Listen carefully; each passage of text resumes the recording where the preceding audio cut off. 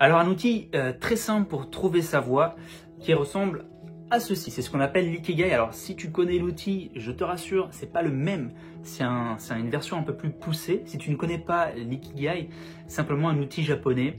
Ikigai en japonais, ça veut simplement dire ta raison d'être. Et les Japonais partent du principe que pour vivre longtemps, il faut trouver son ikigai.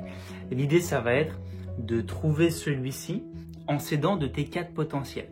Peu importe qui tu es, d'où tu viens, où tu as grandi, qu'est-ce que tu veux faire de ta vie, tu possèdes en toi 4 potentiels. Ton potentiel intellectuel, ce que tu connais, ton potentiel physique, ce que tu sais faire de ton corps, ton potentiel spirituel, c'est celui-là qu'on développe le moins, c'est celui-là dont on parle le moins dans la société et pourtant c'est le plus important, c'est ce qui te permet de trouver du sens dans ta vie et dans ce que tu fais. Et tu as ensuite ton potentiel émotionnel qui repose sur la façon dont tu gères tes émotions, tout simplement.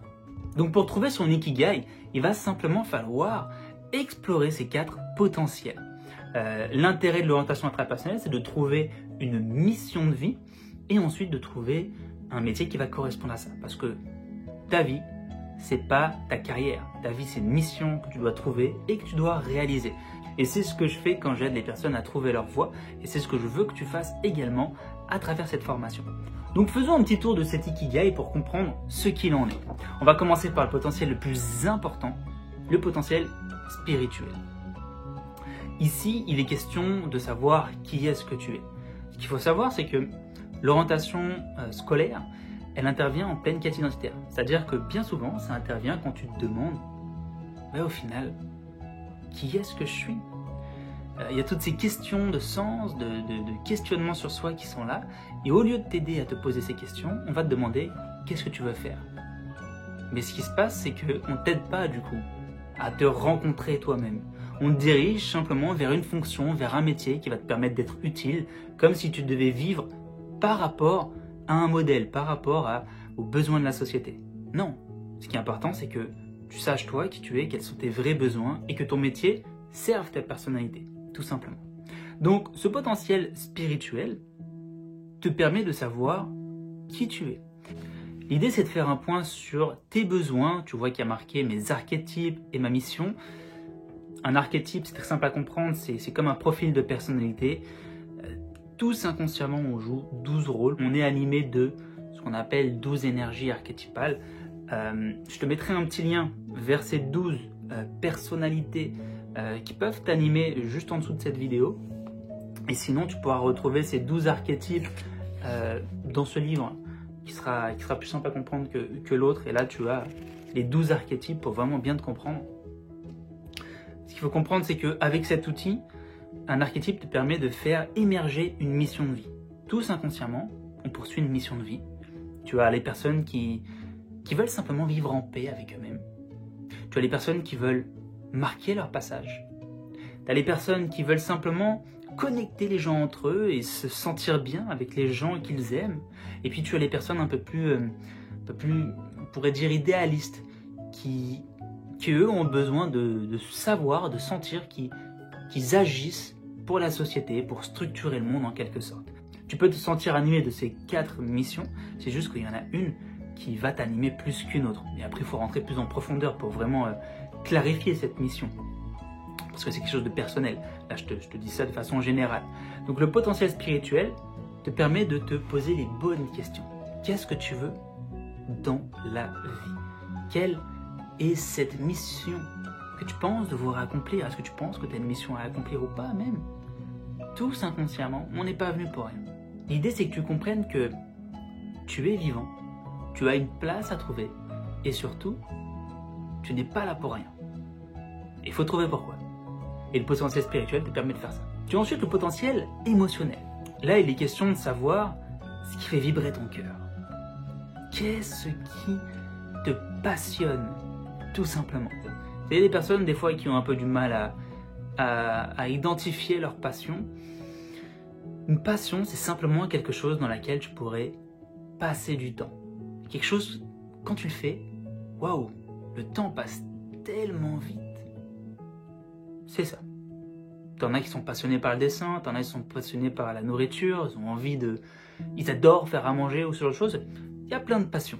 Il faut faire cette introspection et se demander, ok, qu'est-ce qui me fait vibrer? Est-ce que, je sais pas, enseigner, échanger, parler, construire des choses? Voilà, libre à toi de prendre ce temps pour faire ça. Tu as ensuite le potentiel intellectuel qui là va concerner tes dons. Tous on a des dons qui peuvent être révélés par les 12 archétypes que tu as dans le lien, ou si tu as lu les 5 actes, si tu as identifié l'archétype qui t'anime le plus, quelles sont les ressources de cet archétype? À partir du moment où tu te visualises dedans, c'est que ces ressources, elles sont en toi. Donc, quelles sont ces ressources? Quelles sont ces qualités? Tu sais, ce qui est important de comprendre, c'est qu'il n'y a pas de personne plus talentueuse. En fait, le talent, c'est quoi? C'est de la passion et de l'amour. C'est juste des personnes, du coup. Une personne talentueuse, du coup, c'est juste une personne passionnée par quelque chose, mais tellement passionnée qu'il va y passer beaucoup de temps. Et à force d'y passer du temps, elle devient bonne là-dedans. C'est tout, il n'y a pas de secret. Le talent, c'est que de la passion, de l'amour et du temps. Et ensuite, quand tu te connais bien, eh bien, il y a les ressources de ta personnalité en fonction de qui tu es, du profil de personnalité, de l'énergie qui t'anime à l'instant T. Là aussi, ça nous dit des choses sur tes talents. Et ensuite, tu as le potentiel physique. Alors là, l'idée, c'est surtout de se poser la question, qu'est-ce que je peux faire avec mon corps pour être payé, tout simplement. Parce que là, ces 3 potentiels te concernaient, toi individuellement. Maintenant, ce qui est important, c'est aussi que ce que tu vas faire, ça puisse te payer. Tu as plein de gens qui se lancent à leur compte parce qu'ils se disent « Waouh, moi je peux faire ça, je vais vivre de ma passion. » Non, non, non, mon coco.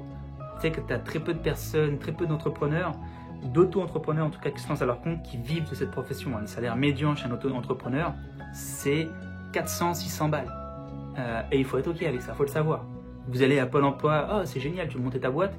Ce qui se passe, c'est que quand tu montes ta boîte, c'est cool, en fait, tu sors de Pôle emploi, on va peut-être t'aider, mais tu as très peu de personnes qui vivent de leur profession, et ça, il faut le savoir. Tu as peu de personnes qui vivent de leur passion.